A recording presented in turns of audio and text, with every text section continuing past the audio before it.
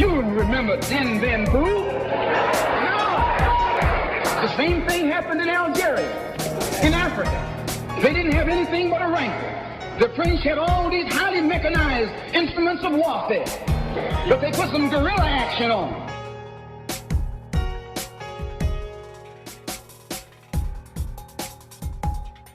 Hello and welcome to Guerrilla History, the podcast that acts as a reconnaissance report of global proletarian history and aims to use the lessons of history to analyze the present. This is a Guerrilla History Intelligence Briefing, and it's going to be a very interesting one. I'm your host, Henry Hakamaki. I'm joined by only one of my usual co-hosts, Professor Adnan Husain, historian and director of the School of Religion at Queen's University in Ontario, Canada. Hello, Adnan. How are you doing? I'm doing great, Henry. It's good to be with you. Yeah, it's always nice to see you. Glad that we've been seeing each other quite a bit recently. We're unfortunately not joined by our other co-host, Breht O'Shea, host of Revolutionary Left Radio and co-host of the Red Menace podcast. But we're hoping to see Breht back again very, very soon. But today, for our intelligence briefing, we have a very, very interesting topic and a great guest to talk about it. We're going to be talking about the Amerithrax case at 20. It's the 20th anniversary of the Amerithrax case. And we're joined by Robbie Martin of Media Roots Radio. Hello, Robbie. Welcome to the show. Hi, thanks for having me on. Absolutely. So I guess to get this underway, I'll just briefly mention why we're bringing you on to talk about this. And then I'll turn it over to you to kind of remind the listeners, or maybe acquaint the listeners for the first time if they're a little bit younger, with what Amerithrax was. So I'm a longtime Media Roots Radio listener. And over the past, while now, you've been kind of exploring the Amerithrax case in very long form. I believe that your third episode of the series was like 5 hours and 40 minutes long, something like that. It's a lot of material, but not that many other people have really been looking at Amerithrax, nowhere near as deep as you have. And I've really appreciated that you've turned the lens on that, particularly for this 20th anniversary of the case, when basically any other discussion of Amerithrax has completely died out. So thank you for putting that together. The resources that you've provided along with the episodes themselves are really interesting and invaluable for people that want to look into this themselves. So thank you for that. Robbie, let's turn it over to you now. Can you just lay out the bullet points of what the Amerithrax case was for people who have completely forgotten what it was? And then maybe Adnan will have some clarifying points that he'll want to bring up about it. Sure. So this idea of bioterrorism was sort of in the popular cultural zeitgeist even before the 9/11 attacks. During the Bill Clinton era, you can find a lot of stuff that he said, even in speeches. Some of his advisors would say about the possibility of Saddam Hussein launching a biological weapons attack against this country. It was something that was, so you can go back and find a lot of clips of officials saying things like this. So it was sort of in the air. It was something that people were kind of talking about.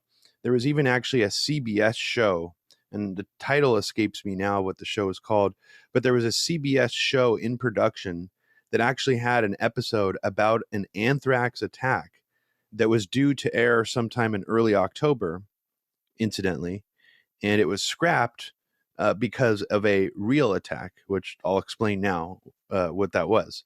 So after the 9/11 attacks, which I'm sure most of your listeners are familiar with, was a traumatic incident for most people, even people who did not live in New York, who watched this horrible event unfolding on television. You're basically watching, up to 3,000 people dying on loop on television for weeks on end, from multiple angles. It was a horribly traumatic experience.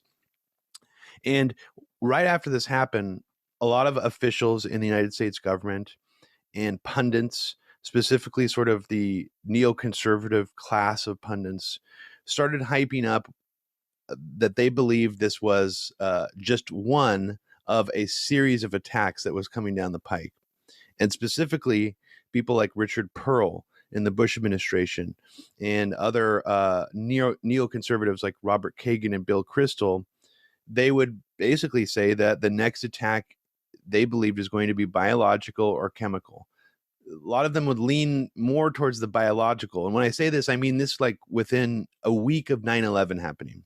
Now, typically, and I'm sure your audience understands this, when the media or the pundit class hypes something up, fearmonger something, it usually doesn't happen. It kind of just fizzles out, and it ends up being something that they've tried to hype us up or fearmonger us into doing something, right? This time, surprisingly, their predictions, all this talk about impending biological weapons attack actually comes true. So not only did the neoconservatives in the Bush administration get basically their dream event, this new Pearl Harbor in the form of 9/11, they got a second event that they were also fantasizing about, which was a biological attack. They literally got one a month after 9/11, well, actually less than a month. Starting on October 5th, a photo editor working for American Media Inc., specifically the Sun, a tabloid put out by American Media Inc., dies from inhalation anthrax after going into a coma on October 3rd. And this death that happened in Florida sort of kickstarted a hysteria among aspects of the American public, where most people at that time, including people in the media, were like, this seems like a biological terrorist attack. It happened less than a month after 9/11. This has got to be terrorism. Strangely, the Bush administration, John Ashcroft, they didn't say anything about this being terrorism for at least a week. They were mum about it. They even tried to tell people that, well, maybe this guy drank some water from a stream and that's how he got anthrax. Now, we're talking about the first inhalation anthrax death in over like 30 years or something. So the coincidence, if this wasn't a terrorist attack, it was an extreme coincidence, right? But within a week, suddenly the Bush administration says, sure, this is terrorism. It's now a criminal investigation. The FBI can go in and look into this now. Before, it was only the CDC's purview. And what happened was we started to, the FBI, the CDC, and the media started to explain to the American public that there were these letters, these anthrax-laced letters that were being sent through the mail. And these anthrax-laced letters, 4 of them that we knew of for sure, were targeting famous people in the media and famous politicians. And when I say famous politicians, I mean 2 politicians specifically, Patrick Leahy, who incidentally just retired, I think yesterday, and Tom Daschle. Now, the only thing significant about these men is that Tom Daschle was the Senate Majority Leader at the time, and both of them were asking for a delay on passing the Patriot Act. They merely wanted some extra time to discuss it. The Bush administration was putting an immense amount of pressure on the House and Senate to just pass this immediately without reading it, essentially, because it was a huge bill. They wanted to delay it a little bit, and then suddenly both of those politicians get sent weaponized anthrax. Now, the term weapons grade weaponized anthrax was already in the mix when they had looked into these other letters that were sent to New York Post, Tom Brokaw. But the quality of the anthrax in those envelopes, and I mean it was real anthrax, it was more of a sandy-like kind of granular material that didn't like fly into the air and become like a cloud of powder. Now, apparently this Tom Daschle letter, once the same person sent these other letters, I should mention, these were all sent by the same person or persons. By the time Tom Daschle gets his letter, that grade of anthrax in that letter is described as a very powderized, almost nearly white form that turns into a cloud. So basically what we're dealing with here is someone who was sending these letters was able to obtain very high grade, very sophisticated weapons grade anthrax spores. Regular anthrax spores they're not the most impossible thing for a person to cultivate, but to take them from the stage of growing anthrax a spore culture, to weaponizing those spores and turning it into something as a weapon, it requires basically like government level sophistication or a highly sophisticated lab that would be very, very expensive. So if it was, whoever did this either had access to government facilities or something akin to a laboratory that would be like a government contractor level of sophistication, or a very sophisticated lab in general. And maybe you can correct me on this since you have a science background. But my understanding is that you can only handle anthrax legally in the United States with a BSL level 3 lab or above. So basically this narrows down where they could have obtained this anthrax.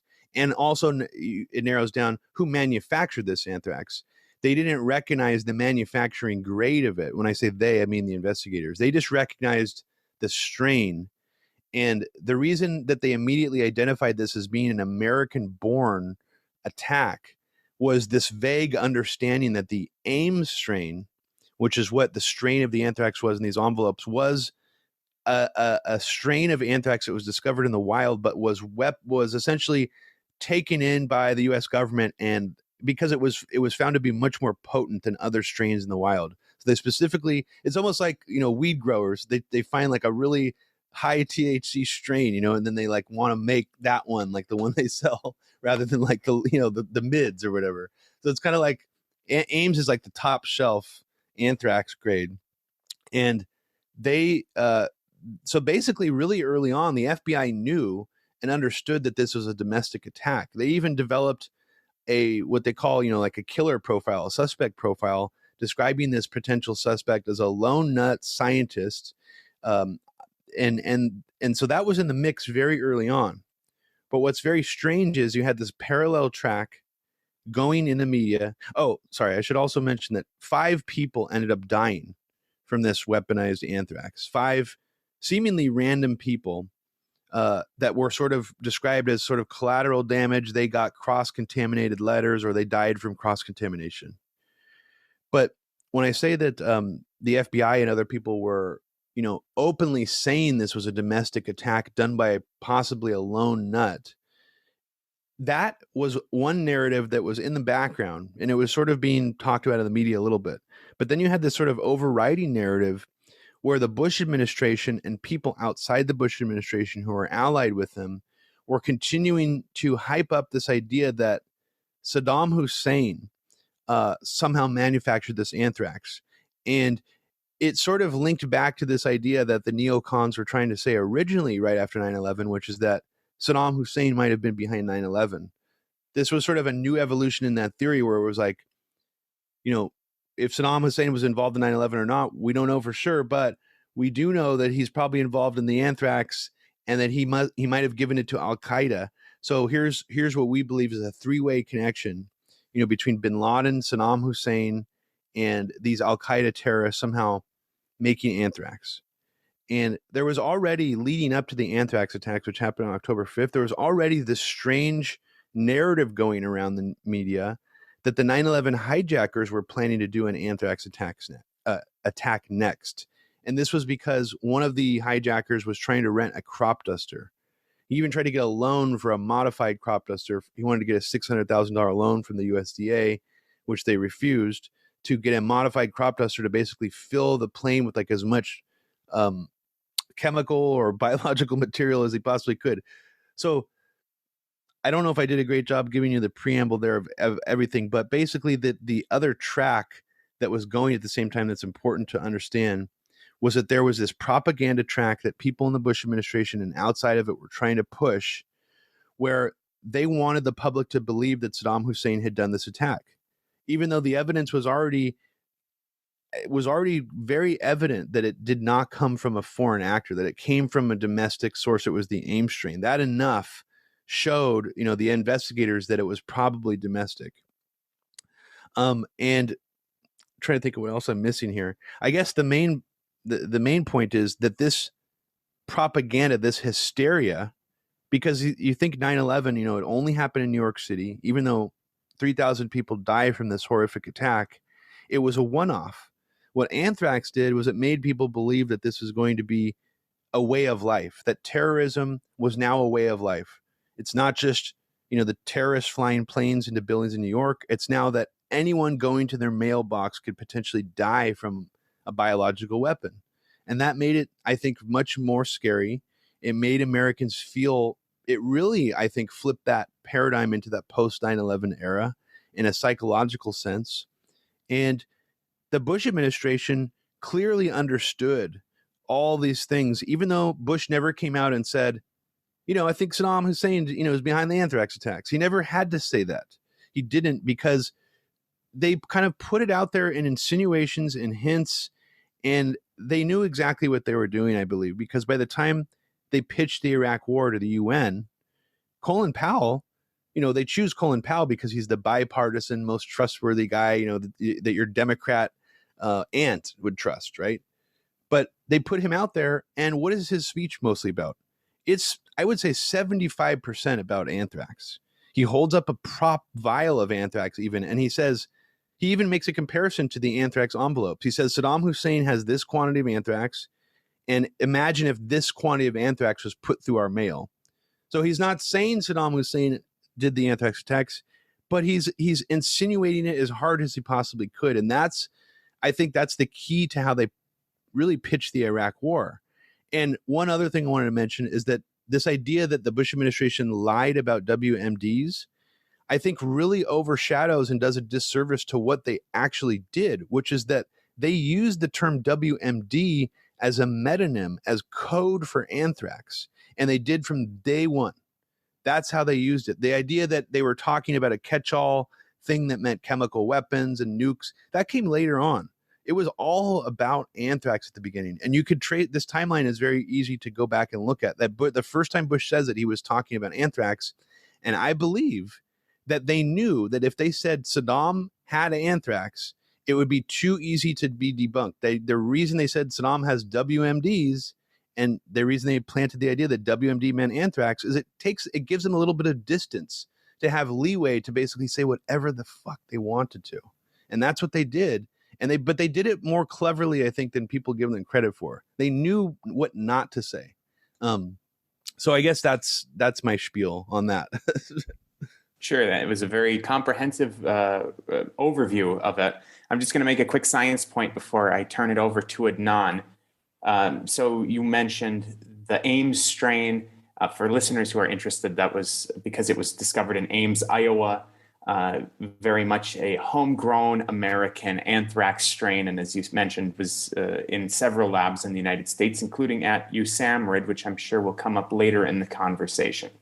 You also mentioned correctly that it's a BSL-3 organism, and I think that listeners might not have any idea of what that means. So just for comparison's sake, some other BSL-3 level organisms, it's the second highest level of biosafety containment, are things like West Nile virus, hantavirus, COVID is a BSL-3 organism, plague, tuberculosis, botulism. These are all BSL-3 organisms. So it's not things like Ebola, for example, which is BSL-4.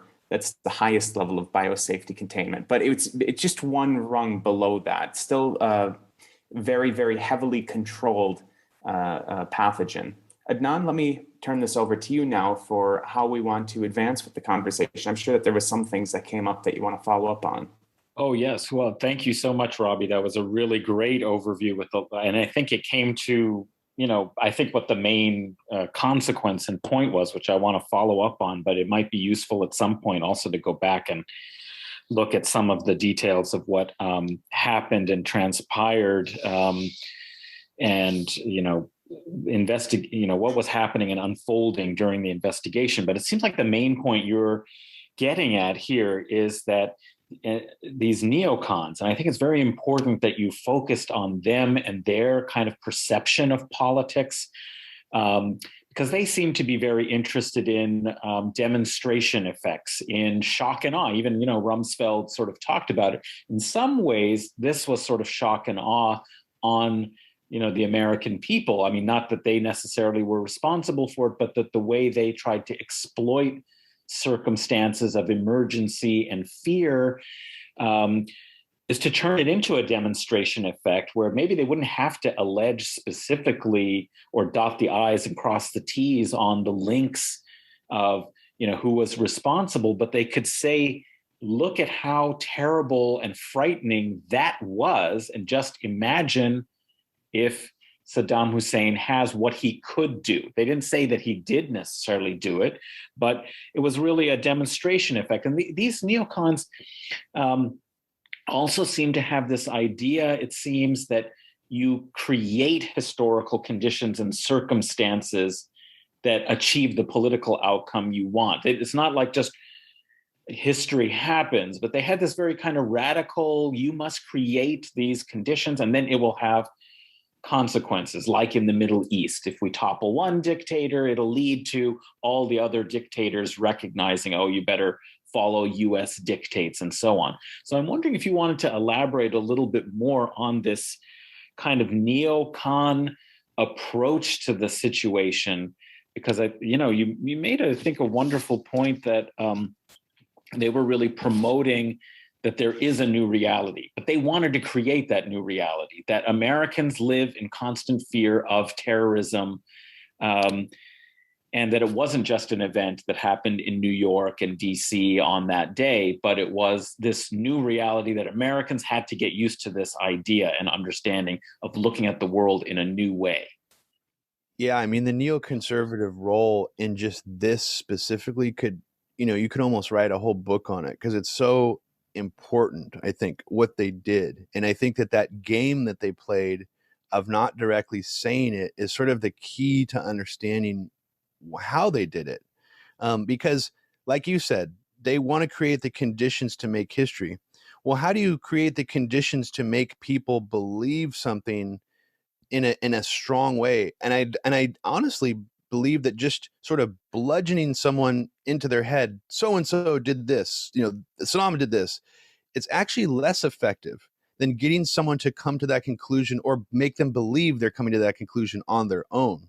And I think that's a very important psychological ploy that the neocons used, which again speaks to the level of sophistication that, we think of Bush as a clown after 9/11. Well, it's like the people working under him and outside of his administration as part of PNAC, they were dialed in. I mean, they knew exactly what they were doing. And I think what's really interesting is, this debate has been ongoing for decades in the anti-war movement. What did the neocons believe? Are they Trotskyites? Are they true believers? Do they believe in the American empire hegemony? I'm sure on some level they believe all those things, but I really think their overriding ideology, and it's very clear to me, is Machiavellianism. It's all about ends justifies the means, and they know how to use these Machiavellian tricks. So, for example, a really important, I think, neoconservative media appearance was on 9/12, which was Fred Kagan and his father, Don Kagan. And not only does Don Kagan, again, very presciently, like some other neocons did, say, what if the terrorists had anthrax on that plane? He says that on 9/12. I mean, it's a pretty prescient statement, because that's, a month later we get anthrax. But he says, him and his son say something really, really interesting on that broadcast. And if people haven't listened to that, this is the infamous neocon clip where they actually call for an invasion of Palestinian territories as a response to 9/11, which is insane. But there's another interesting aspect of this interview that I think a lot of people didn't remember or pay attention to. And that was that when the host is basically trying to get Fred and Don Kagan pinned down about who did this, who do we go after now? It's almost like they refuse to answer the question. They don't even want to commit to bin Laden and Al Qaeda. They're like, you know what? It honestly doesn't matter who did this, because anybody who would think of doing anything like this to us should be treated like they did it to us. So that's the real reveal right there, is they're saying, no, it doesn't matter. The facts don't matter. We want to go attack all these people anyways in the Middle East that hate us, and this is a perfect opportunity for us to do it. They just were saying it in a different way than that. And I think that that's a very, that's very revealing of what they're really all about. But I don't know if that fully answers you asked me something more specifically about neocons, and I feel like I kind of... Oh, no, I think that's on the right track. Is that whole thing about the reality-based community versus, and I'm forgetting what the other, but they were the makers of history, where others react and they're sort of encumbered by the facts of what actually happened versus kind of remaking the world the way it should be. And so I think that's, absolutely the case, that they believed in things like the noble lie, like this idea that, in a very Machiavellian sort of perspective, that the truth itself is really not the crucial question. But if a lie,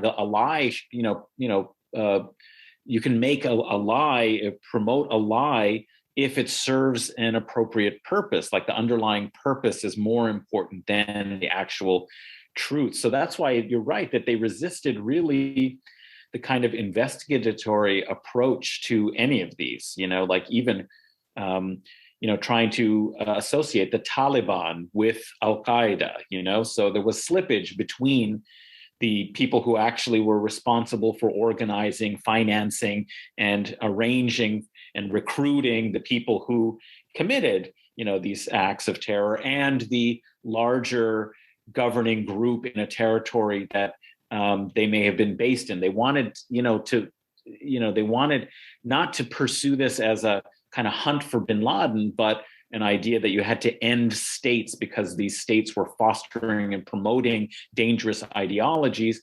And whether somebody did something or not, you had to take preemptive, attacks against those who might even think of or imagine or want to harm the US. So it's that kind of, so I guess, I'm just wondering, bringing it back to the anthrax, is the way in which this was a politics based entirely upon fear and promoting a kind of fear that, allowed the American people to, accept these messages, because the idea that you could receive, people were, being killed because of something that they received in the mail, a very, you couldn't see who was doing it to you.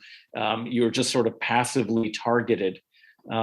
This was part of what made it so terrifying after the trauma of 9/11, was just like any moment, something as innocuous as, a letter, the junk mail that you receive would come into your home, into your office, and you could be killed by it. This was sort of a sinister thing, kind of environment. It promoted this extreme paranoia.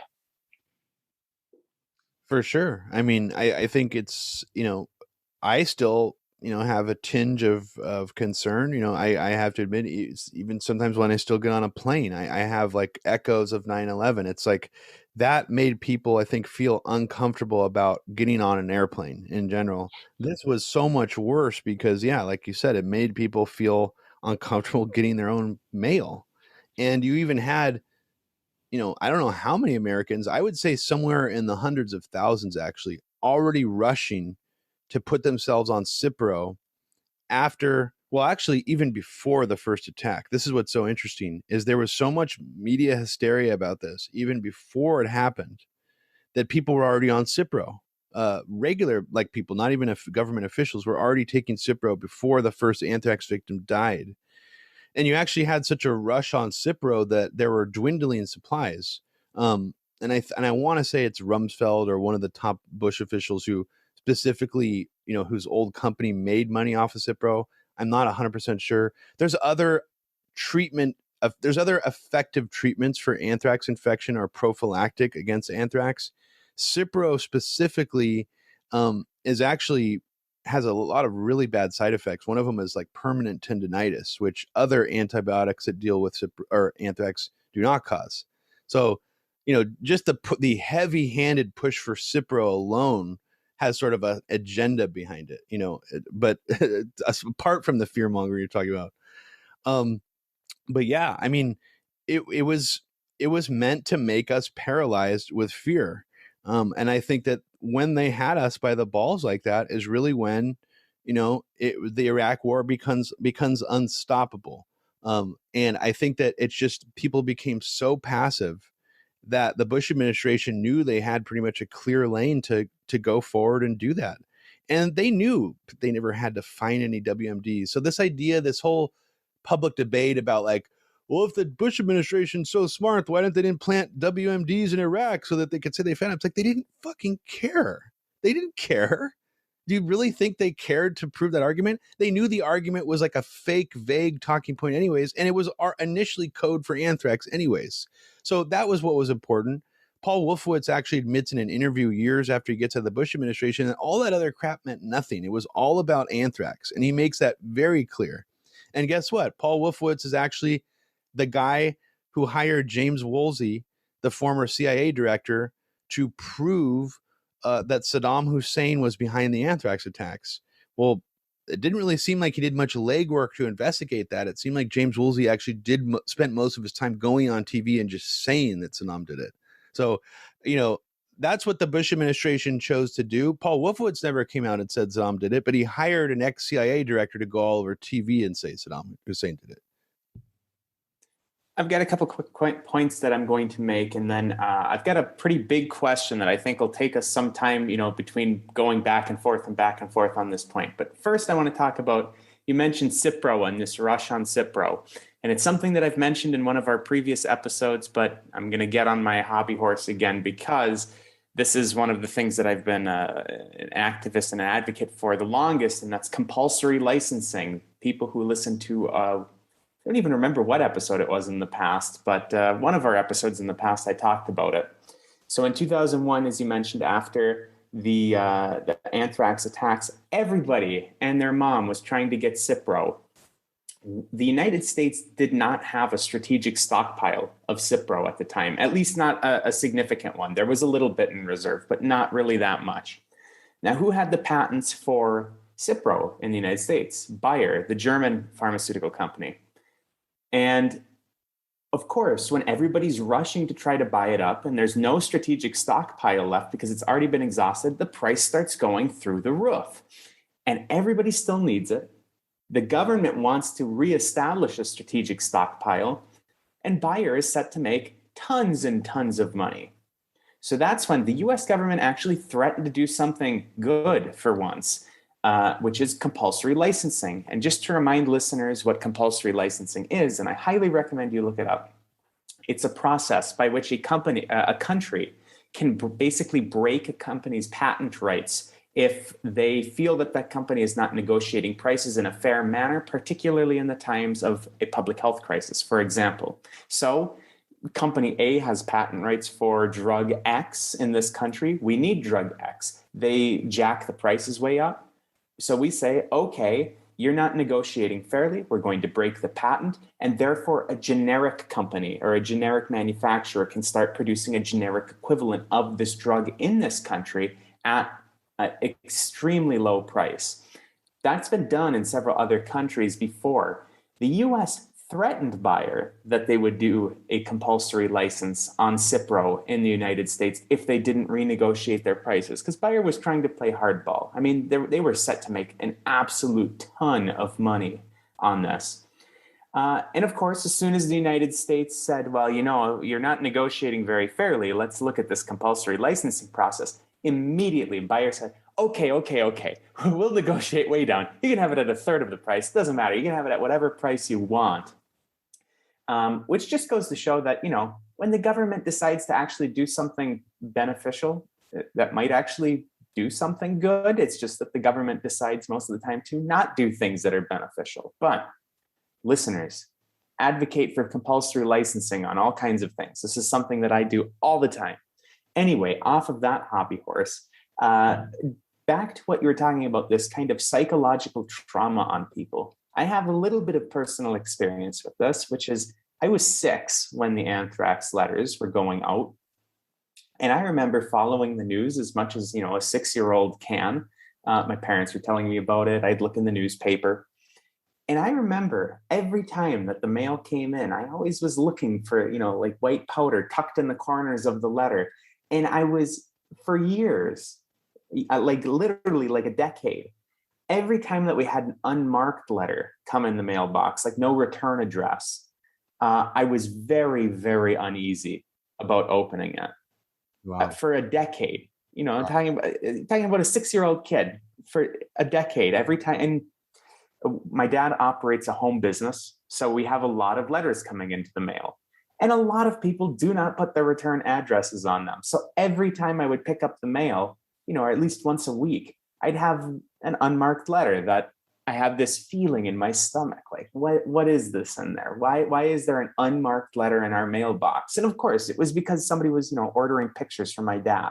But, you never really knew. And it was something that was gnawing at the back of my mind. But to turn onto this big topic that I want to have us just kind of chat about for a while, and we've been touching on it, but I kind of want to just concretely get into this topic, is the Amerithrax case had some pretty significant impacts on both domestic policy and foreign policy.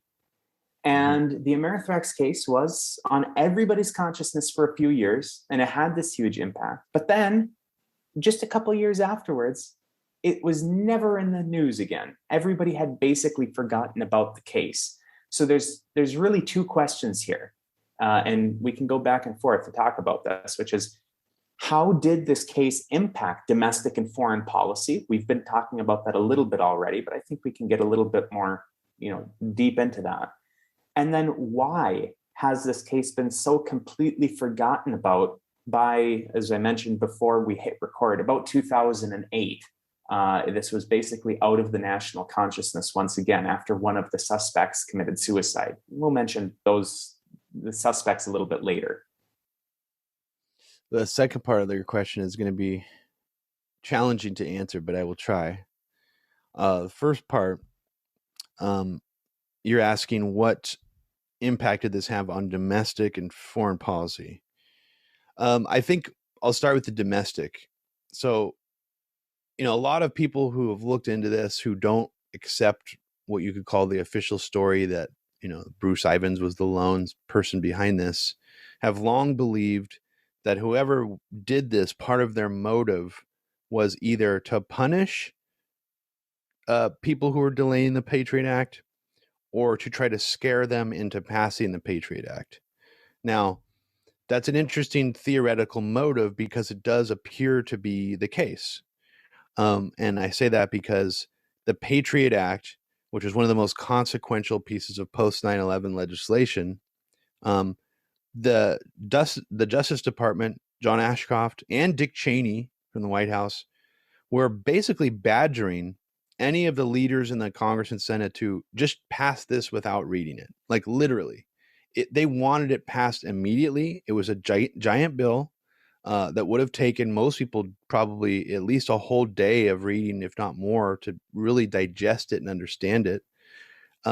They wanted them to pass this bill pretty much sight unseen. Like, we need this to protect us. And the rhetoric immediately shifted to, they don't want to protect us. Like Tom Daschle, Leahy, these basically milquetoast Democrats were actually putting Americans in danger by not just blindly passing this. And that's an interesting sort of rhetorical paradigm, because when you really look back at their politics, they're pretty neoliberal, pretty generic. They didn't really go hard against the Iraq War. In fact, they both voted for the Patriot Act in the end. So really, they really weren't that radically against it, but they were both targeted during the time when it was like supposed to be passed. So it does seem like whoever sent these anthrax letters to them did it to try to affect domestic policy, or did it surrounding some kind of domestic policy event. And that's a very strange thing. If Tom Daschle and Patrick Leahy didn't get sent those letters, would they have passed it as quickly?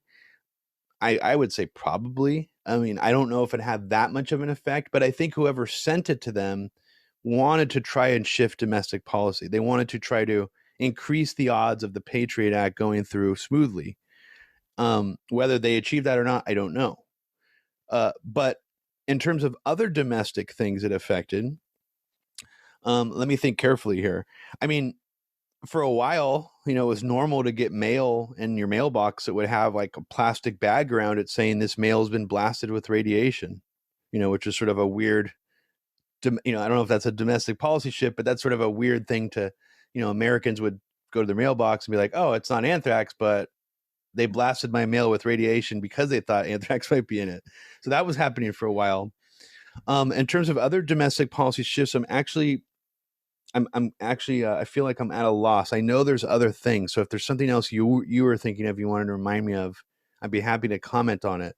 But I think the one thing that comes to mind for me is that this did shape our pandemic response now in a weird, indirect, roundabout way, because the Bush administration's next fear-mongering tool after anthrax was terrorists are going to unleash a smallpox attack on not just the United States, but evidently the world, because I don't know how you're going to stop, smallpox from spreading randomly everywhere.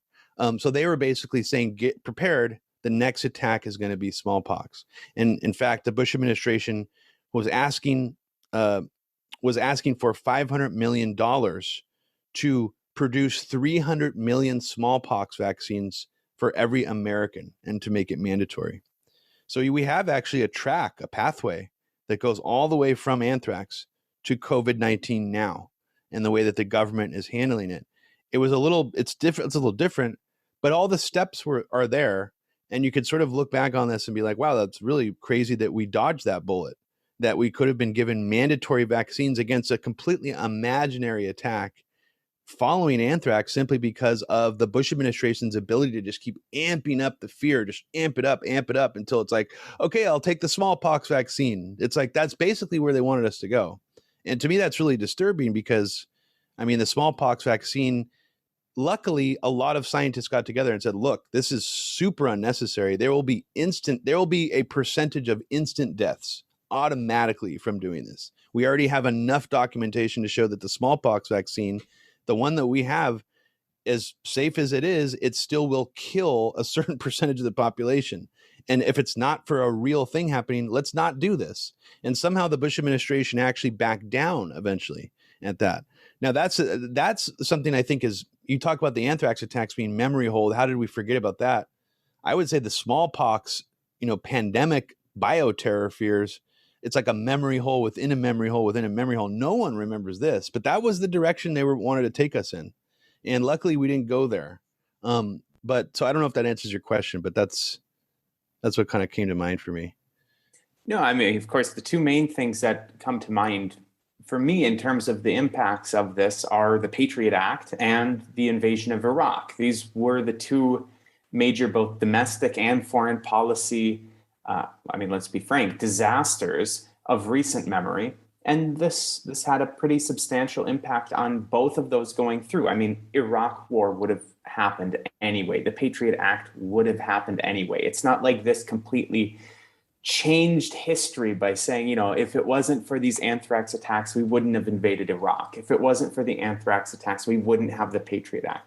We still would have the Patriot Act. We still would have invaded Iraq.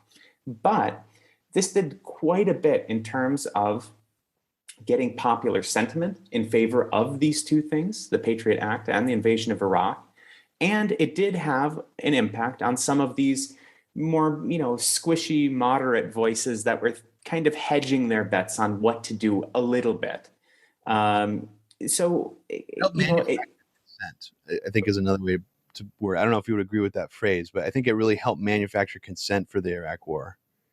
Yeah, it was definitely a part of that. And like you said, Colin Powell at the UN, this is what was used as, one of the justifications for why we were going into Iraq, and this immortalized, infamous image of him at the United Nations. I think that those, even if it's only those two things, and of course there were kind of auxiliary effects like increased research and development of vaccines and treatments and increased spending for the CDC, for example. These things are kind of innocuous, but the two big impacts were the Patriot Act and the invasion of Iraq. Adnan, anything that you want to say? Well, I think I agree with those are the two key things that were impactful. And as you point out, maybe they weren't completely decisive, but they certainly created the conditions, to make it much easier for these things to pass or these actions to take place. And so that's a lasting legacy of this moment of fear. But I wanted to go back maybe to that experience. You mentioned the one of the suspects, I think it was Bruce Ivans, and I guess he died in 2008. So there was briefly some notice of the case because of his association with it. We haven't really talked so much about why people have ignored it, but maybe we should go back to how the investigation went. I wondered if you had you've been working on this, Robbie, and piecing together at least what the investigators did, and all the, kind of available evidence of who was targeted, when, and who was being, investigated as a potential suspect. I'm just wondering if you have anything to say about, what happened and what did we actually learn about it? Even though the media hasn't paid much attention, you have. So, what have you learned about, about this event and what happened? And just briefly, before Robbie speaks, I just want to reiterate the point that Robbie has really been digging in the latest episode. He even goes down into talking about this list you compiled of all of the registered addresses of all of the people that were even remotely associated with the anthrax attacks or 9/11. Like, there was a lot of research that you've done here, Robbie. So, I commend you for all of that. But anyway, take it away. I just wanted to clarify something. The list you're talking about, apparently this is a strange origin of where this list comes from. It's called the Finn list, and it apparently comes from Finnish intelligence. Now, what's strange about it is it seems like the U.S. government was passing around a list of like 120 addresses, suspects, information to various other intelligence agencies around the world after 9/11. Like, hey, help us out, guys. Here's a list of our suspects. Nobody knows for sure how this leaked. Nobody knows if someone put it online intentionally, but it appeared randomly in some unnamed public directory, and someone grabbed it, and it's an insanely useful resource. I mean, it is every 9/11 suspect's address, all of their listed addresses, all of their known locations, phone numbers, including these, alleged Israeli art students. It seemed like the U.S. government was looking at all this stuff as one big potential crime initially. And I say this is before the anthrax attacks.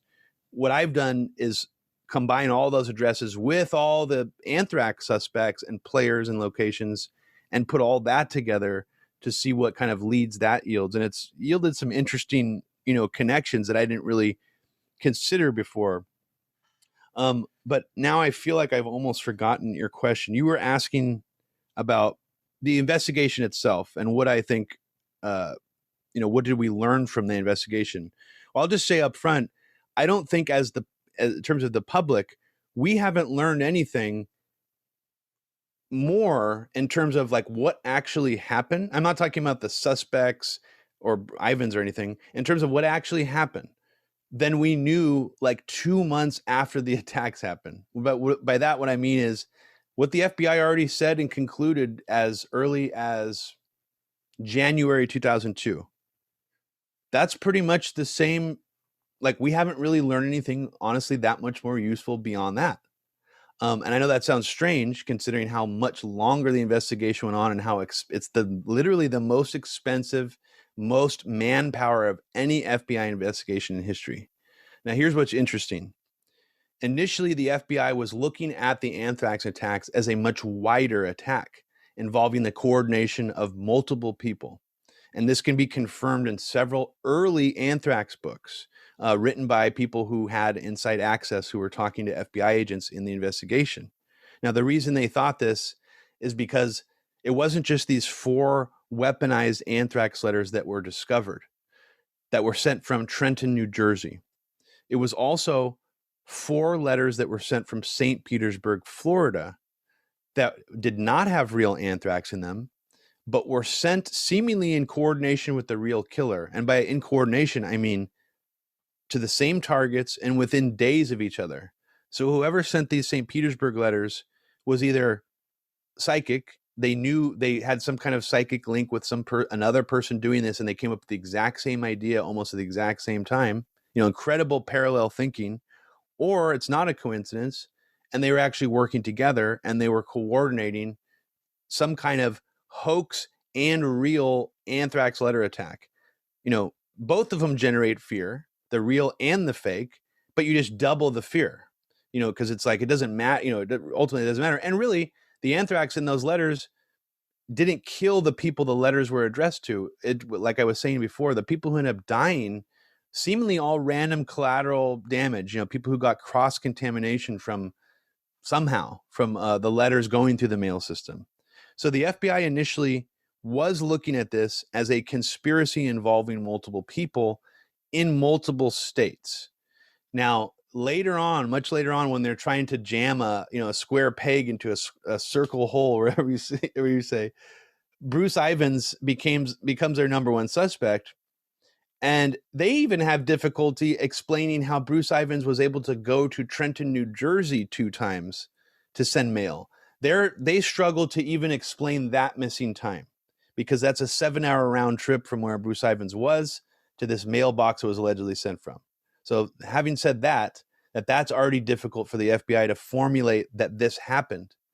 It's basically impossible. The FBI would not be able to be like, okay, and then Bruce Ivins also made 2 29-hour round trips to St. Petersburg, Florida, because that's how long it would take to drive from Frederick, Maryland to St. Petersburg, Florida, and back. So the FBI never even established this. And in fact, the FBI actually erases from the narrative these St. Petersburg letters completely, and they almost pretend they don't exist, even though you can find plenty of evidence that they believed they were crucial to understanding the crime at the beginning. In fact, you can find plenty of evidence that that's what they used to go after Stephen Hatfill. And I haven't mentioned him yet, but he was a suspect that was initially targeted before Bruce Ivins, who later won a $6 million settlement against the DOJ and other aspects of the U.S. government, because John Ashcroft came out and said, we believe he's a person of interest. Now, I've talked to people who've dealt and who've been involved in various federal investigation before, and they've told me, you know what, that is a way for people to avoid liability. Saying someone's a suspect, that opens you up to liability. If they're not really a suspect, you're not ready to charge them and arrest them, you can't say that. You got to say something else. Okay, that's one maybe reason why John Ashcroft was stupid enough to blow, because I'll say this, I believe this, to blow the entire anthrax investigation by saying one thing in front of the cameras. It's believable. John Ashcroft was an idiot. He was the guy who wanted to cover up Lady Justice's boobs with some sheet or something. He's crazy, right? Well, here's another theory. What if he was told to blow the FBI investigation on purpose and create such an insane roadblock that anything involving Stephen Hatfill or any evidence leading to him would have to be knocked out of the entire body of evidence? What if John Ashcroft was actually told to help blow the investigation? I think that's a theory we need to consider, because taking a $6 million hit, is it really that big of a deal? I don't think so. And I think $6 million is really cheap, actually, for being able to blow the anthrax investigation and just kind of move on from it. Now, I know this sounds maybe a little bit weird to people who are listening to, because I would say, just for the record, most people on the left and in the anti-war, sort of anti-imperialist movement have sort of taken the Stephen Hatfill as innocent, wronged guy, targeted guy. They really railroaded him. And that's the narrative that I think most of those people believe. And I frankly believe that for a long time. I think that that's an oversimplifying narrative. And I think we need to go back and really look at what happened, because regardless of what you believe, the Stephen Hatfill lawsuit and settlement essentially erases and creates, like, you're looking at like a leaked classified document, right? Well, there's always sections in those documents, well, not the leaked ones, but the ones they officially released, where there's a giant black redacted part of it where you're like, okay, what's in here? I don't really have the full context. Well, unfortunately, that's where we're left with the anthrax investigation, because a lawsuit and settlement essentially did something to a large body of what the FBI's evidence trail was and what case they were making, because they're never going to talk about that again, because they got sued for it. Other family members took settlement money too. So there, and in fact, Bob Stevens' wife, his family took settlement money based on the idea that the government was negligent for letting Bruce Ivins take the anthrax and send it through the mail. Well, unfortunately, Bob Stevens was the first person to die from anthrax, we should mention for listeners who are unaware. Yeah. Robert Stevens was the guy who worked at AMI. And in fact, that's the one thing about this investigation. You asked, what did we learn? Well, they still don't know how he got the first anthrax victim. They still really don't know how he died from it. And that's, to me, fascinating, because, all these other attacks apparently came from letters. But then when you really get into the granularity of it, you have to ask yourself, well, how do they know 100% for sure that these people died from cross-contamination from letters? They really actually don't. And it is mostly it's sort of like a educated guess that makes sense with the available evidence. It's a circumstantial case at best. there is no forensic for almost all of these deaths. There's no forensic evidence that that's what killed them. You know, they could say, well, there were spores found here and here. Well, the last 2 deaths of anthrax, there were no spores found anywhere on their person, in their home, in their mailbox. So, you know, it gets really confusing about what the FBI is actually saying happened. But I guess to make a long story short, very early on, even before the Stephen Hatfield lawsuit happened, they wanted to cinch this up into a nice package, into a neat little package without really telling us what was going on. And I think that that's actually evident at the very beginning, because you can find Special Agent Barry Mon in New York saying, yeah, we think these St. Petersburg letters and the Trenton, New Jersey letters are related.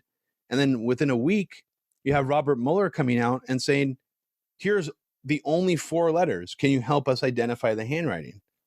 Well, that's a little bit strange, considering that just a week earlier, they were saying the St. Petersburg letters were part of the attacks. Why are they only showing us those 4 letters?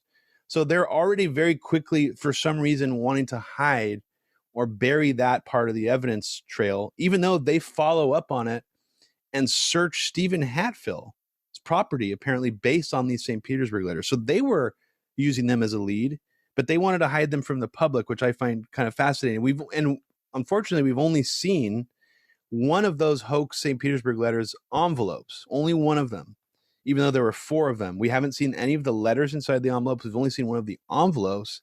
And to me, I'm not a handwriting expert. I can't say that the handwriting matches, but I can say it looks like whoever did it was trying to write in a very similar style of handwriting, which is just odd. The sort of slanted block letters, line by line. You know, again, it speaks to coordination. It speaks to something that's not just a coincidence. So I feel like I kind of went off on multiple tangents. I do not know if I actually answered your question there. Sorry. No, I think the point is that there's still so many mysteries around it, because there just hasn't been a continuing interest in really explaining it. It sort of closed off a lot of the questions that could have been raised.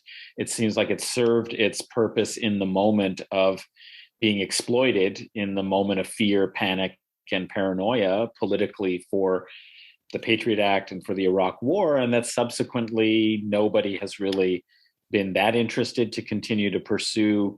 You mentioned that it was a very expensive investigation, but it just seems like it did not ever really come out with conclusive reports or conclusive conclusions, really, and it's just been dropped. So it's hard to say what exactly is the outcome of this, and whether there will be any continue. This is the 20th anniversary, so it's a good opportunity to reflect back on that moment and on that era. But it's hard to see if there's really any interest anywhere in trying to find out what actually happened. And you point out there are a bunch of roadblocks and open questions here, and the evidence hasn't really been publicly presented in the way that you would have expected for such an important, unexplained set of crimes. So that's very mysterious. Yeah, I mean, I guess I'm a little even though it's everything you're saying is true. You know, it's been 20 years. I feel like I'm one of the only people that still cares about this and is looking into it. So it is depressing in that way, but I'm also excited that I do think, with time, there's a potential of maybe there's a whistleblower on the inside who feels more comfortable now talking. I mean, I don't know if you caught this at the beginning of my last podcast about the AMI, Rudy Giuliani, anthrax cleanup, which is a whole other rabbit hole. A top FBI guy who was the assistant director of the FBI seems finally ready, comfortable to just straight out say that he thinks Rudy Giuliani's anthrax cleanup contract is really suspicious. And it's like, well, who else thought that in the FBI? What else did they know? Because that's, to me, is really intriguing. To me, it speaks to this idea that, yeah, these people are feds. A lot of them are dirty. A lot of them just carry water. But some of the people on the inside have to know that this was a cover-up. The most expensive, the most manpower ever spent on an FBI investigation, and it led to this crap conclusion. I guarantee you there are hundreds of people in the FBI, at least maybe thousands, who know for sure this was a cover up and are just like, well, what are you going to do? It's like, I mean, I would guarantee that. So I'm hopeful that maybe eventually we'll get some kind of whistleblower. We already know Richard Lambert. I think is his name Richard Lambert. He was a top guy in the FBI investigation eventually, and he ended up suing the government for stovepiping evidence and creating the false impression that Bruce Ivins was guilty in their executive summary, their report that they eventually released. Now, the FBI and DOJ really only have a circumstantial case against Bruce Ivins, and they will actually admit that because their forensic evidence, physical evidence, actually was shown to be not really didn't stand up to scrutiny after the National Academy of Sciences looked it over and wrote their own report based off of it. And they basically said the FBI, this is not usable evidence. So the FBI is really only left with a circumstantial case remaining. But the circumstantial case that they show is basically it's one of the most ultimate forms of lie of omission you've ever seen. It's not just that they do lies of omission to show you that Bruce Ivins seems guilty. They omit so many other things from the case itself that it's actually baffling. They only spend a couple sentences on Robert Stevens dying from anthrax. They don't even really explain how he died. In fact, they're saying Bruce Ivins killed these 5 people. Well, at least 3 of the victims, they don't even have anything explaining how Bruce Ivins was responsible for their deaths. Just this vague idea, well, they died from anthrax, so it must have been from the anthrax Ivins sent out through the mail because it's the same strain. Well, that's it's really weak evidence. And that's the best they come up with in their report. And I think, unfortunately, some of the best stuff we have out there right now is probably these lawsuits. The Richard Lambert lawsuit, we can really see what he's talking about, what he believes was, routed away from the evidence that was omitted from the investigation. And then we also have basically the statements of a whistleblower who did drone intelligence work for the U.S. military named Matt DeHart. Now, this is something that I haven't covered recently because to me, it's a separate thing where it's basically this whistleblower. He got involved in sort of WikiLeaks style document leaking, and he ran for a while this shell where people could upload documents that could be leaked. And he was involved in Anonymous, the hacking group, for a while. And Matt DeHart claims that an FBI whistleblower actually uploaded a dearth of documents to his shell where the FBI whistleblower was basically saying, these documents prove that the CIA did anthrax. Now, unfortunately, these documents were confiscated by the Canadian authorities when Matt DeHart tried to flee the country. We still don't know what happened to these documents. I've spoken to Matt DeHart. He tried to explain to me as best as possible what he saw from prison. I talked to him over the phone when he was in prison, and he tried to recollect as many details as he could from these documents. His mom, on camera in a recent documentary, tries to as well. She believes the CIA is behind the anthrax attack. She's seen these documents, and she seems rather believable to me. Now, there have been some problems in some of the believability in other parts of his story that's allowed people to poke holes in what he's saying. But there's actually a documentary out right now called Enemy of the State that's all about Matt DeHart. And it's feel a little bit butthurt or burned over this because they used like a significant portion of my interview with him in this documentary. They never contacted me. They never gave me a preview copy. They still don't even give me a copy, which is sort of, I don't know, a little insulting for them to use a part of my podcast and investigation and refuse to let me see the movie without paying money for it. But anyways, that's a little bit heartening, even though they didn't give me any credit. They didn't give me a free preview copy. At least someone is still doing work on this and is digging into this. And I do think Matt DeHart's story is important. And yeah, I mean, what would be one agency, if one government agency was involved in this, who could have gotten away with it? I mean, CIA is one potential candidate. We also know that the CIA works with Battelle, which is a private military contractor that is one of the only private military contractors that deals with anthrax, and that had some storages of anthrax and other biological materials. So there's a lot of stuff to unpack there. I don't know if that really answered your question, but I'm simultaneously depressed and heartened with where this thing is now. But I think that, I guess I'm excited that I feel like I found enough new things that even though there's not, people clamoring, calling me on the phone and being like, how do I get involved in this? I've already had enough, excitement where I'm like, I like some guy, one of our patron subscribers, like spent a whole day going to different places in St. Petersburg for us and asking for various documents and trying to talk to people. So like, I've never had that level of excitement. Like I do think people are interested in this. I do think people are curious and eager to find out what happened. It's just kind of like going up against a glacier, as Kurt Vonnegut says in the opening to Slaughterhouse-Five. It's like, what do you do when you really, this case, it seems small. It's only 5 people who died or whatever, but it really is sort of like a monolith. It's and you kind of just can chip away at it. So, I don't know if I really answered you there. Sorry. That's okay. Adnan, do you have anything else, or should I go to my final question? Go ahead, Henry.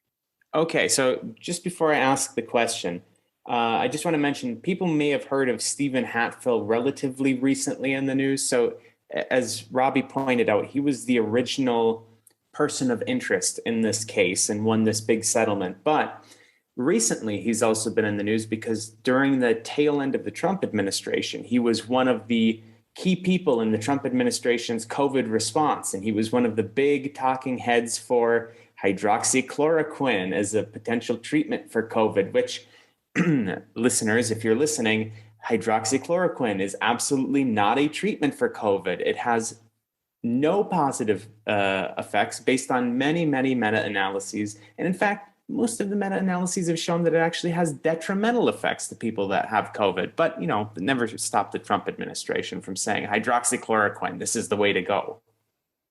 Second point that I want to make, you mentioned the National Academy of Sciences findings regarding Ivans. And just to clear this up for listeners who are wondering a little bit more about that. So the FBI found that the strain of anthrax that was used was the Ames strain, which Bruce Ivans, yes, had access to. That's why he was the suspect and eventually who the FBI said was this lone perpetrator of this act.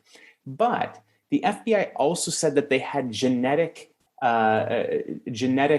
information that would show that not only was it the same strain, but it was the same bacteria that came from the fridge of Bruce Ivans. Genetically, they were able to link it together, the anthrax that the people died from and the anthrax in the fridge of Bruce Ivans.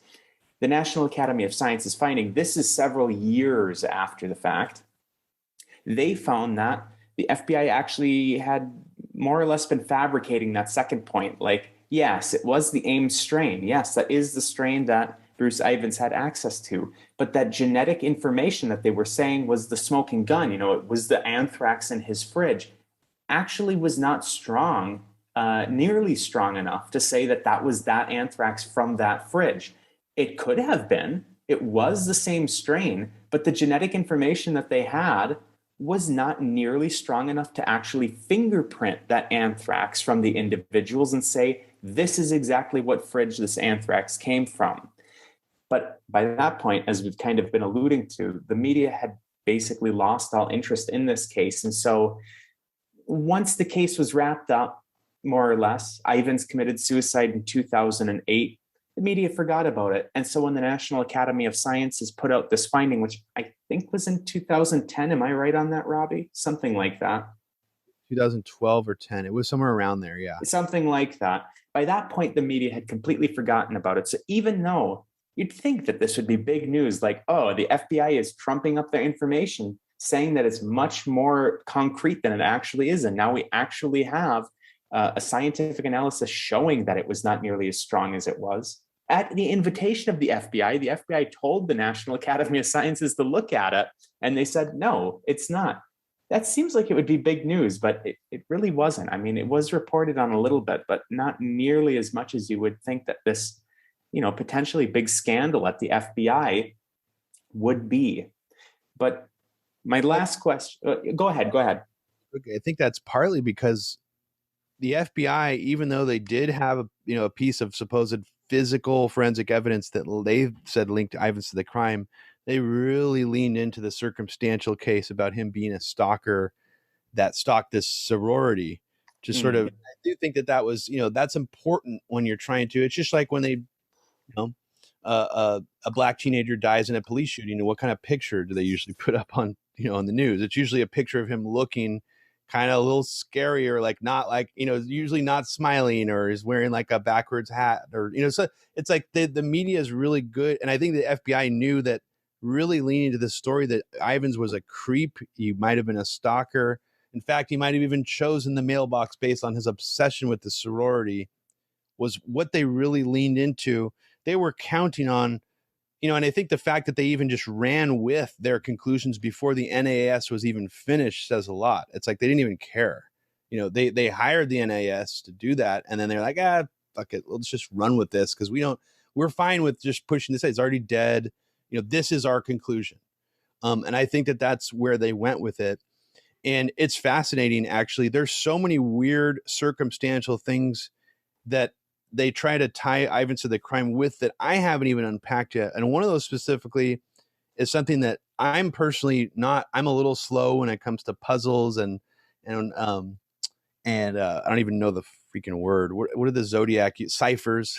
I'm slow when it comes to understanding stuff like this. So the last thing I want to tackle is this thing that the FBI and other people who are a little more clever than me really lean on, which is this idea that, no, we know it's Ivins because he put Gödel Escherbach cipher in the letters, and he was obsessed with Gödel Escherbach, and he used this cipher before. That's one piece of evidence that a lot of people lean on.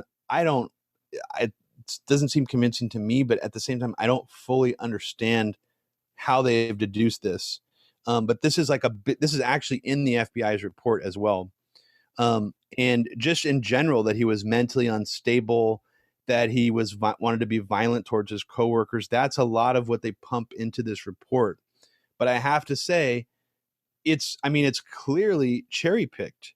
You don't even have to know that Lambert said this was stovepipe to see it yourself. It's clearly they've cherry picked whatever evidence they can to make it seem like Bruce Ivins is as crazy as possible, as creepy as possible. And you know what? At the end of the day, it's really not that convincing. Sure, he seems like he was mentally unstable. I'll give you that. But a lot of people in this country are mentally unstable. That is not enough to build a circumstantial case. The only person who really came out and said, hey, he said he's going to kill some of his coworkers and he's violent, was a person who had a drunk driving conviction floating over their head. It was like a DUI that could have given them potential jail time. So basically you have someone who was compromised by the law, who probably cut a deal with the FBI or someone else and just handed them something about Ivins that, do we really know that's true? She's the only one who said it. So at the end of the day, it's really sad what they've done to Ivins. Certain aspects of what you can see in the case files makes it seem like, yeah, maybe he had something to do with this, but it's a very weak, a possibility. And even if you come to the conclusion that he was involved somehow, I think once you look at all the evidence in the case, you have to basically come to the conclusion that other people were too. And I personally don't believe that. I don't think there's any real evidence to show that Ivins was involved. But one thing I wanted to say to one of the points you brought up is the NAS says this evidence is bunk. Now, a lot of people don't realize that Bruce Ivins actually gave the FBI a flask with anthrax spores in them for them to use as comparison. Because at this point, apparently, someone had told the University of Iowa to destroy their Ames strain library or their anthrax spore sample database, within a week after the attacks, which is a weird thing to do, considering that if we know it's the Ames strain, then maybe we should have that database around. They destroyed it. But Bruce Ivins, oddly, this actually happens in a lot of these different characters in the case. He had no spores anywhere in his private property, in his home, in his vehicle, even on his desk, at the lab. That's what's so fascinating is either he was the most immaculate, killer ever, and was super clean and made sure not to drag any traces of spores anywhere, or he's not guilty. I mean, so it's it really, when you really get into the details of this, a lot of things just simply do not make sense. The FBI is saying, oh yeah, he handed us the murder weapon. What an idiot. And it's proof that he sent the anthrax. It sounds like quite an idiotic thing to do for someone who was so clean. There wasn't even the microscopic trace of any spores anywhere in his home or car or anything. I mean, come on, like, it just doesn't make sense. So, well, and just talking about cherry picking information to include in reports, both by the FBI and the news, I recall seeing something where one of the circumstantial pieces of evidence against Bruce Ivins was that Senators Daschle and Leahy are both pro-choice, and Bruce Ivins is a Catholic. That was one of the pieces of information. He's a Catholic, they're pro-choice, therefore anthrax. Like, this is one of the I do recall seeing this. So, Robbie, we're just about out of time, but I want to make sure that I give you maybe 2 minutes on this point. We've talked about the inadequacy of the investigation. We've talked about the inadequacy of the reporting. You've done a lot of digging here, a lot of digging. What would you say would be the avenues that need to be explored further within this case? Not maybe, maybe we'll never actually know who did it, but what are the avenues that need to be explored more by people that have more resources or more access than somebody like you who's doing what you can? Well, I think probably around this anniversary, I discovered the St. Petersburg letters for the first time. And the fact that I've been looking at this for 10 years and I had just first heard of that was pretty shocking to me. And so my impression of it at the beginning was, wow, there's like some stuff in here that, has been sort of memory hold within the actual framework of this investigation. But then once I realized that the FBI was looking at the St. Petersburg letters as part of the crime, and once I saw one of the envelopes myself, and I'm like, this looks kind of like one of the anthrax letters. I think at this point, that is one of the most important avenues that we could actually maybe make a dent in terms of, does anybody have a copy of any of these letters or envelopes anywhere, and are they sitting on them right now? Because there's plenty of statements out there that implies that many other people have seen these outside of law enforcement. That gives me some hope that they're somewhere out there, that the FBI or law enforcement did not manage to confiscate and get back any copy they could. The fact that Howard Troxler envelope was published in the St. Petersburg Times, I think, is really, really lucky, because they evidently took that and the letter and hid it. We haven't seen their actual copy of it, even though they've freely distributed copies of all the Trenton, New Jersey letters. I think that that's a really important avenue, and I think we need to see exactly what those letters said and what the handwriting looks like on them, and get a handwriting analyst to just give a definitive yes or no if the handwriting on the St. Petersburg letters matches with Trenton, New Jersey. Either answer would be useful. If they don't match, and there's no way that the same person could have written them, then to me that means that that's clear evidence that there was coordination involving multiple people. Now, if they do match, then that means that the FBI lied so much through their teeth that for some reason they didn't.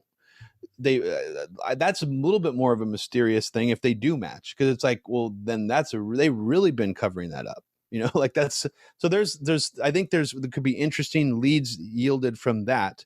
Getting a handwriting analyst, finding anybody else who may have seen these letters or still has copies of the St. Petersburg hoax letters, because at one time the FBI believed they were part of the overall crime. The other area of investigation I think we need to pursue is talking to any victims' family members who are still willing to talk. The problem is a lot of them have taken settlement money. So what they are able to say, what they're willing to say, they might have their hands tied in some way. I personally spoke to Howard Troxler, who received a hoax letter. He didn't take settlement money, but I found that it was difficult to get him to want to take interest in this, even though he agreed with me. By the end of my conversation, he fully agreed with me. Yeah, this is probably part of the same crime. Yeah, it was probably targeted by either the conspiracy of people who were behind the overall crime or the same person who did the real crime. Now, for me personally, if someone told me that 20 years later, I'd be like, okay, that's really serious. Now I'm listening. Now I'm interested. I want to make sure I, keep up to date on any new details that come in. Unfortunately, his reaction was more the opposite. He was more like, I believe you. Your evidence is convincing, but I don't want to know. And unfortunately, I think that we're dealing with not to pass any judgment on Howard, but I think people are still afraid. And I do think that the anthrax letters in a sort of an unconscious way created a form, not maybe Stockholm syndrome is the wrong word, but we have to remember these were targeted at journalists during a state of intense fear after 9/11. How does that play out psychologically for the rest of these people's lives? I mean, you really have to ask yourself, are those people going to dig into the anthrax attacks? Especially what if a lot of those people, and people in the Beltway, I don't think a lot of people realize this, happen to be some real conspiratorial people in private. I mean, I was just talking to someone who worked as an aide for a very famous senator. And one of the first weeks he was working with him, the guy was talking about people putting poison in his coffee, all these different paranoid thoughts he was having. So the point I'm trying to make here is that I think that there are a lot of people in DC and in the journalistic class who know that Bruce Ivins didn't do this. They just know it in their gut. You watch the press conference where the FBI tries to, give their final case. And most of the people in the press corps are just like, what? These are generic DC reporters who all of them clearly don't believe this.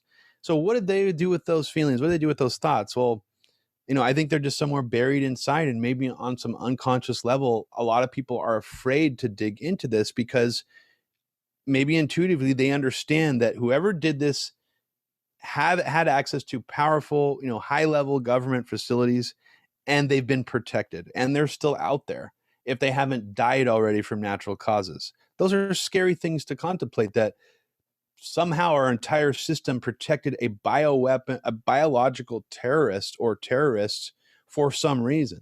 And it's scary, I think, to really think about the implications of what that means. We talk all the time about how Russia and Putin is so heavy-handed with his totalitarianism that he wants to put his signature on the poisons that he kills his critics with. Well, I'm sorry, but that to me sounds a little bit like a cartoon. What's scarier to me is how we live in a country where there's this sort of gray area and ambiguity where it's like, wait, do all these journalists also think that this was an inside job and that the person who did it is still free? Are they scared? That chills me more than all these stories we hear about, what Putin is supposedly doing to his critics. That ambiguity, that you don't know where the line is. You don't know which line you'll cross, where you'll act. Maybe something will come down, rain down on your head that, you will not expect. And it's just, I think this is part of the problem. It's and I have to admit, it's sometimes because I've gone out on such a limb on this and there's not very many other people doing it, I've gotten a bit afraid at times of well, what if there's someone out there who really doesn't want this uncovered, and what power do they have to wield? So, I try not to go there, but I do think it's a real thing to consider, and it should not be looked at as something lightly, or this is just a hobby, for people to research. It's serious. And this, I think, is still unsolved, and the consequences and the implications of it are, I think could pivot our country in a different direction on the historical timeline. And I think there's a really good reason why this has been a memory hold. So to answer your question, the very beginning, I don't know how they've done it, but I think it's for a very good reason why this has sort of been buried, because it had its usefulness. It already was used to the maximum extent, but the actual facts of what happened and sort of the story of it, that's not useful anymore, because it's just doesn't make sense. You don't want people looking into that. So I know I'm saying awfully conspiratorial right now, but that's really where I go with it.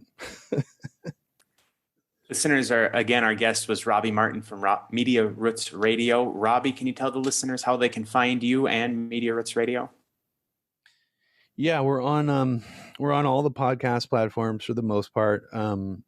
You can find us on iTunes or Spreaker or Podbean, any of those places. Just look for Media Roots Radio. We put out 4 episodes a month, and You can find me on Twitter, or I think that's probably the only place I really do anything besides Media Roots now. At Fluorescent Gray is my Twitter handle. That's pretty much it. Excellent. Adnan, can you tell the listeners how they can find you on Twitter and your other podcast?